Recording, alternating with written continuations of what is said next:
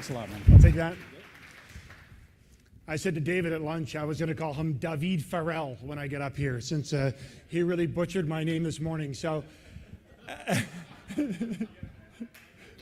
so everybody, David Farrell is our host today, and my name is Marc VanZadelhoff. So it's a real pleasure to be here. This is my first time at a Cloud Innovation Forum. I've met with about a dozen of you in one-on-one meetings today. And it has been both wonderful to share our story around security, but actually I've learned a lot as well. And it will really help me because I have the word strategy in my title, but the real time I spend is driving our product management teams on our innovation and security. And I don't mean to be the end of the day party pooper at this cloud party, but you've read the headlines, and clearly security and breaches are top of mind right now. And I know many of you are CIOs, some of you are CISOs, CMOs. It actually doesn't matter what role you have anymore in the C-suite. You're probably being asked by your board, no matter what initiative you're doing, are you thinking about security? And customers ask it. One of you asked it today when I was meeting with you, if North Korea decides I'm the next Sony, how long can I last, right? And that's the situation we're in. So I'm going to talk a bit about the state of security, and then I'm going to get right into cloud security and get into what we're doing there. When you think about security, there is truly a paradigm shift. I know that that's a kind of a buzzy term to use, but there is a paradigm shift when it comes to security. In the good old days, you remember the good old days when you actually had to beat somebody with a billy club to rob their money, or take your horse alongside a train to rob it, or pick up a good old-fashioned telephone to do some kind of telephone scam. Clearly now, we're in a whole new era of data breaches happening in the digital world.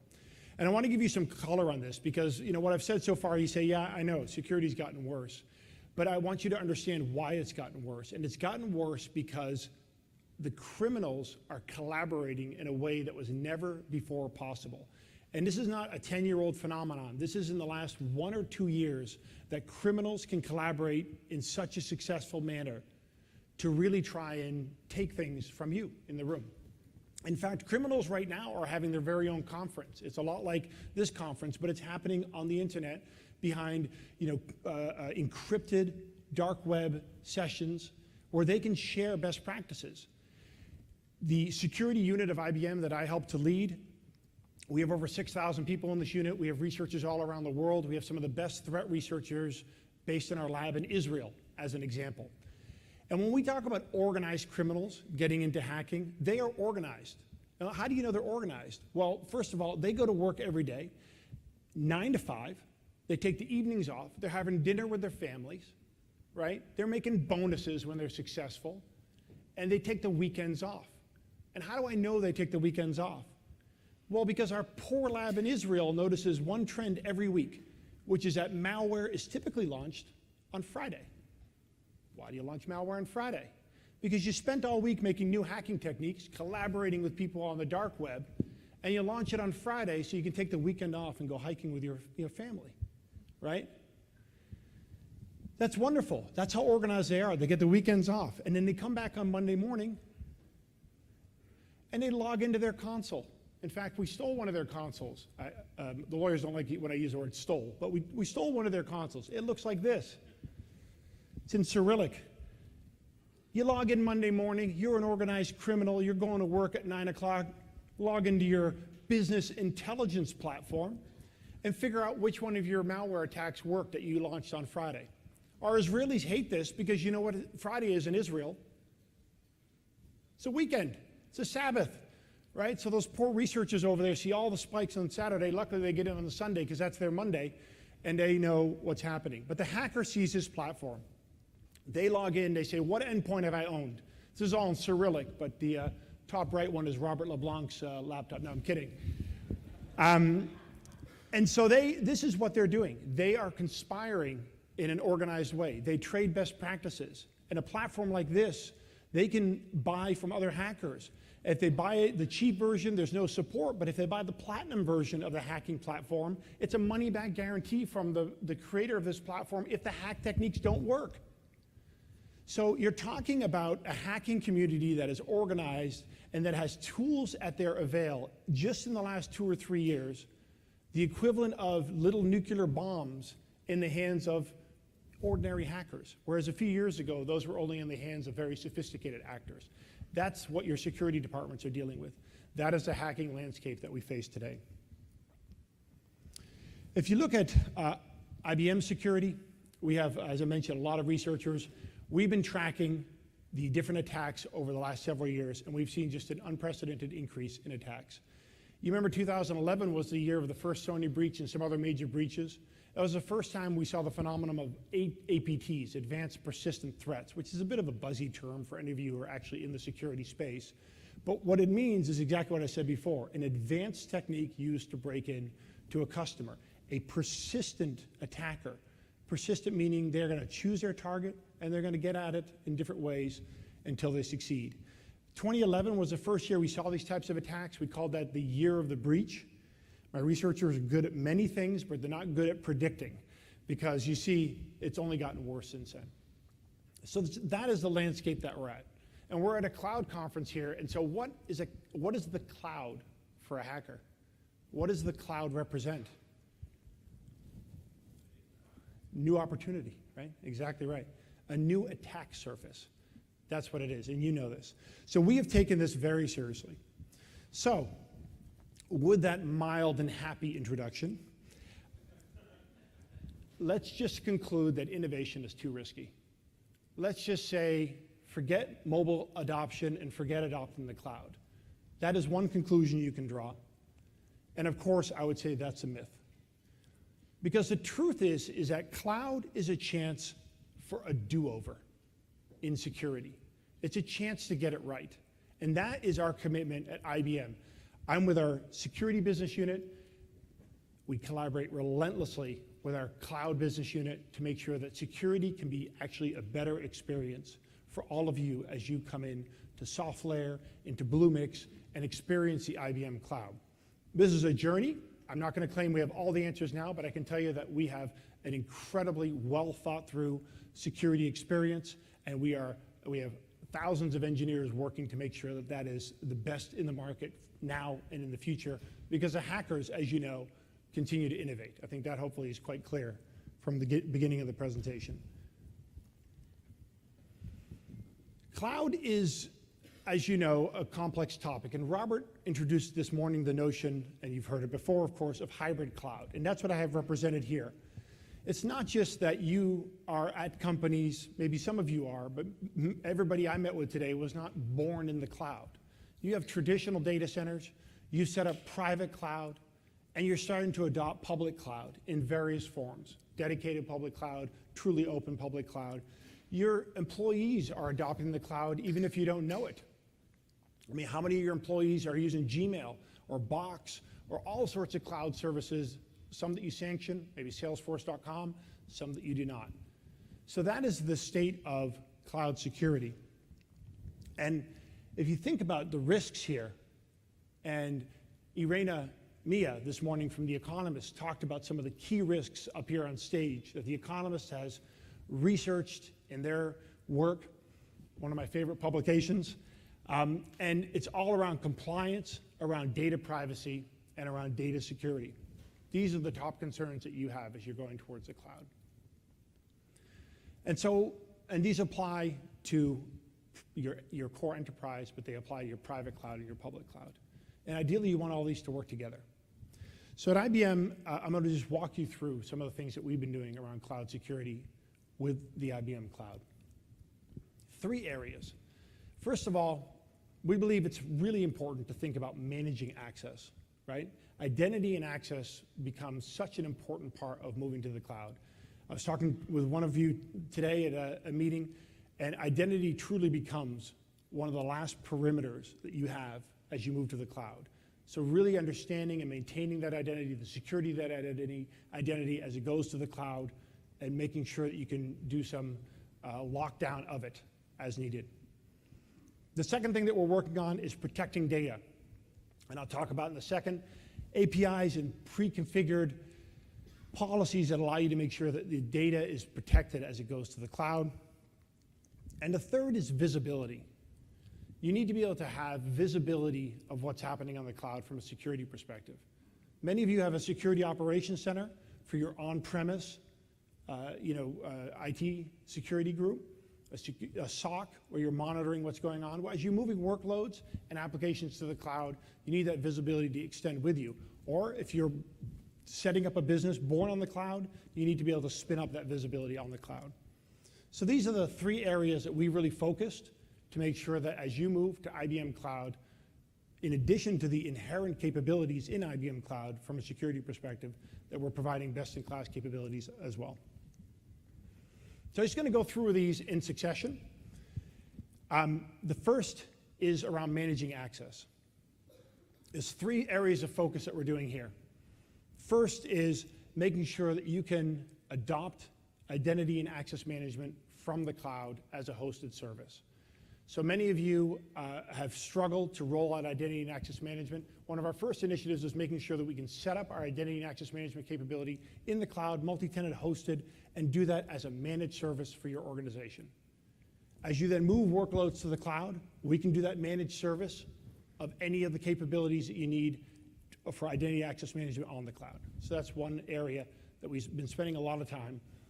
An example here will be a large automobile manufacturer that we're working with, and we have, for all of their hundreds of thousands of employees worldwide, we are managing all their identity and access for them from the IBM Cloud to make sure that this final perimeter around their data is well secured. The second thing that we're doing is as you're moving workloads to the cloud, we're making sure that we can safeguard access to the cloud deployed workloads and applications. So what we're doing here is in Bluemix, we have taken our identity as a service capability to allow you to do single sign-on. We're expanding that to federation, to risk-based authentication, so that as you're going into Bluemix and into SoftLayer, you can do identity as a service, self-provisioned in those platforms. As you're making an application in Bluemix, you can make sure that you attach the best authentication methods onto that application as you're building it. So this is all around managing access. And the third area is privileged user management. How many of you worried about privileged users in your on-premise situation? Privileged users are your administrators, your Unix administrators, your database administrators, wonderful people. We love our privileged users, but they have rights second only to higher powers in terms of what they can do in your network. So we have long worked with our customers on premise to make sure that they can lock down their privileged users. What you want to do with privileged users is make sure you can do session recording of what they're doing. You can check in and check out the username and password. You can make sure they're not using any generic username and passwords, because otherwise you don't know what your privileged users are doing. We went and extended that capability right into SoftLayer. So you can take our privileged user philosophy and capability and make sure that you can monitor privilege on SoftLayer. Attach in there, check in, check out, session record, and know what the most privileged users are doing in your cloud-based workloads. So when we talk about managing access, again, in addition to the core capabilities, we're building a lot of robust access and identity management technology on top of our SoftLayer and Bluemix capability. So that's the first area I wanted to highlight. Clear? You guys still? Good. Second area is around protecting data. I see it's all being transcribed here as I'm speaking. Protecting data is two things, right? As you're moving workloads to the cloud, we've taken some of our best data security technologies like Guardium, which hundreds of customers around the world use to secure their databases and applications. We've moved that right to SoftLayer. As you're provisioning a workload on SoftLayer, you can wrap that same capability around your workloads there. The other thing we've done on the right-hand side is application security. If you look back 2 or 3 charts ago, I showed you the bubbles of all the breaches that have occurred over the last 3 years. If you look at the techniques used to break into our customers, there's lots of different techniques, but most of them are going through the application layer. Cross-site scripting, SQL injection, and actually, shame on us, because there are techniques and there are checks that we can do to get rid of these pretty easily.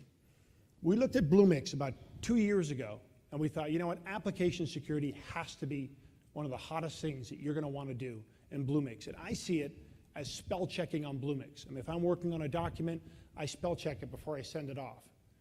Well, if you developers are working on Bluemix, you want the spell check function for security. And that's our application, our App Scan Analyzer API that we've built into Bluemix. You build an app in Bluemix, you can literally hit the API, upload that to our service, it does a scan of it, comes down and tells you where the flaws are. You can do these scans repeatedly, fix it, scan it, fix it, scan it, spell check. Such a critical philosophy in our Bluemix platform is that we are taking the 10 years of our expertise in application security, all the different methods that hackers use to break into applications, and make sure that we can check your apps for those methods or against those methods before you go into production with your Bluemix apps. So that's an example of how we're doing data and application security. If you want to have some fun, not now, but at some point you should, first of all, you can go and upload any app to App Scan Analyzer. I encourage you to do it. Even apps now that are not built in Bluemix, you can do this with. And the first couple of scans are free, so it's something you should just check out. Take your favorite mobile app that you built for Android or iOS that your team's done, or take the favorite web app that you've built on Bluemix, send it up into App Scan Analyzer and give me a call and let me know what you found. I guarantee you find something. We took 42 apps from the Android store on Valentine's Day. It was called our dating app project, and the guy who got this job on my team had the best time with it. We took 42 apps from the Android store, we scanned them, and 45% of them had high-risk vulnerabilities in them. These are some of the most common dating apps, probably not this crowd that is using these dating apps, but some of the most common dating apps used by young people around the world, and they could literally be used to take all your contact data, activate the webcam on your iPad, or your Android in this case, and do all sorts of security breaches on your tablet. So that's an example of the kind of thing, if you have a banking app, if you're in the retail space developing applications, you do not want to be as insecure as the average dating app used by an 18-year-old. Okay? Protecting data. You got that one? Go into visibility. As I mentioned, your security operations center, all of our customers in the on-premise world are making sure that they have the best analytics and are rebuilding their security operations center to have better analytics. Because honestly, when you think of these hackers, you can put up lots of different blocks, and we have lots of capabilities to block the hackers, but you need visibility. You need a dashboard that should cover your private virtualized data center, your traditional data center, but also can connect into the SaaS applications you're using and into the IaaS or infrastructure as a service you're using. We have a capability called QRadar. It's a capability that came into IBM about 4 years ago, leading security analytics solutions used by 5,000 customers around the world. And we are on a forced march with QRadar. I shouldn't say it's a forced march, a passionate march. To take that capability, we've already announced at the RSA show last week, which is the leading security conference, that QRadar is now available on SoftLayer. This is available as a virtualized image. You can literally stand up QRadar like that on SoftLayer, either because you don't want to, for your on-premise, you don't want to insert the blades and set it up yourself, or because you're setting up workloads in SoftLayer and just want to monitor it right from SoftLayer. Our managed security services teams, we have 11 SOCs around the world. They can take that instance of QRadar and run it for you. They can deploy it across your cloud workloads. We have hundreds of security analysts that will then look at this and be your eyes on your workload. So visibility. If you use QRadar on premise, we've also built all sorts of connectors so that your key SaaS applications, your key IaaS, cloud-based applications, whether based in IBM cloud, frankly, or somebody else's cloud, we make sure that we provide that visibility. So as workloads and applications move out of your building to the cloud, the visibility stays close to you. So that's the third area. So access, protection, and visibility. Our view is as you're moving to the cloud, if we can maintain access, including identity, protection of data and applications, and visibility from a security, a compliance, a threat perspective, that we actually can make the cloud a more secure experience. And let's face it, based on the introduction I gave, how much worse can it be, given all the breaches?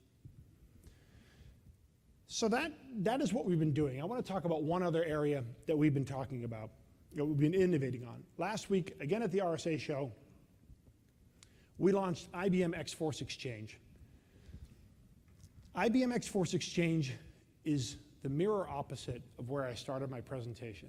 You remember I mentioned that hackers get together in conferences on the encrypted web and collaborate to hack into your stuff.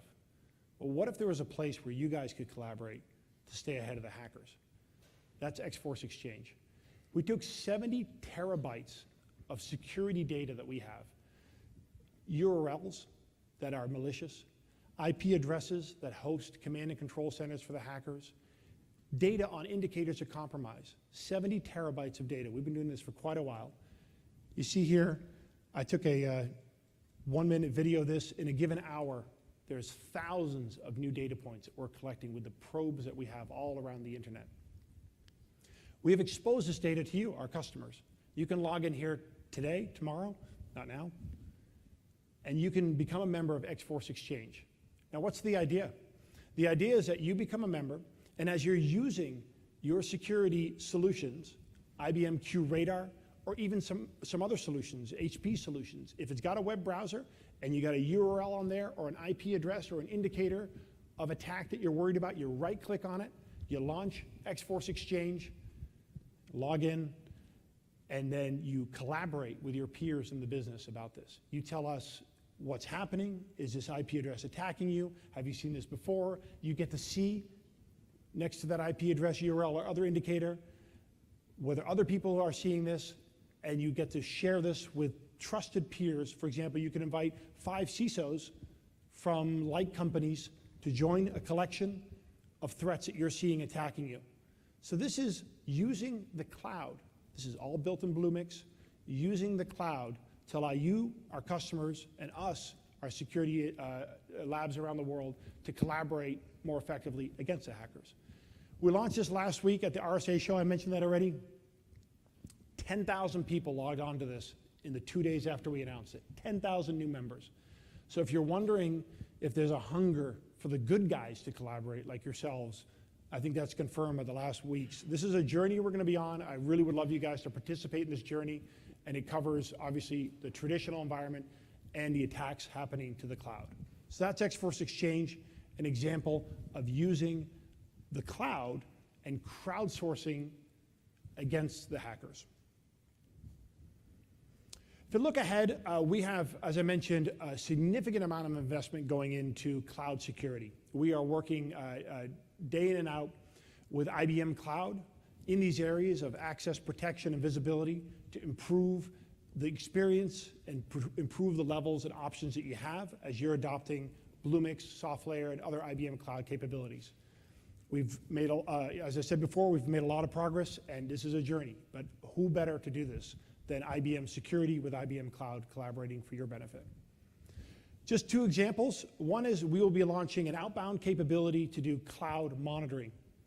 If you're wondering what cloud services employees are using, if you'd like to secure the outbound access that employees have, if you want to lock down data that's being shared out to cloud and SaaS environments that your employees are using, apply policy to lock down the usage of cloud, we'll be coming out in the 3rd quarter with a capability to do cloud security broker. So monitor usage of cloud and help you rein in cloud usage that may not be authorized by your IT department or your security policy. And the second is we'll be improving on SoftLayer the ability to wrap security around workloads. This is what we call the inbound use case. It gets a little geeky here, I apologize. But when you're moving corporate applications to the cloud, continue to improve that ability to wrap threat detection, access management capabilities around those workloads. So you see a lot more of us announcements coming from IBM Security. So in summary, managing access, protecting data, and gaining visibility. As you're adopting IBM Cloud, there's a lot to leverage in the base platform, and there's a lot of innovation that IBM Security with IBM Cloud are building to make sure you can be more secure as you move to the cloud than in a traditional environment. So I invite you guys to please keep an open dialogue with us, try some of our capability, and as I said before, I actually think cloud cloud is a chance for a do-over when it comes to security. The final thing I'll leave you with is an open invitation on May 14th, just to give you a sense of how important security is to IBM and security's business is to IBM. Our chairwoman, Ginny Rometty, will be hosting a session in New York City, beautiful New York City, to go through the latest findings in terms of security. We have some amazing speakers here, not least Brendan Hannigan, my boss, who leads our security business worldwide, Ginny Rometty, who will give a keynote on her thoughts on security. What is Ginny thinking of in terms of how IBM is securing itself and why IBM is spending so much money and investment on security?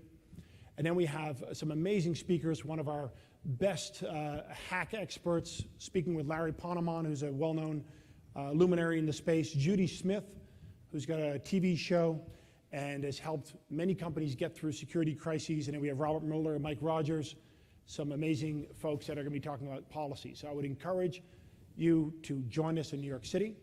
And I want to thank you all for listening today to our discussion here on security.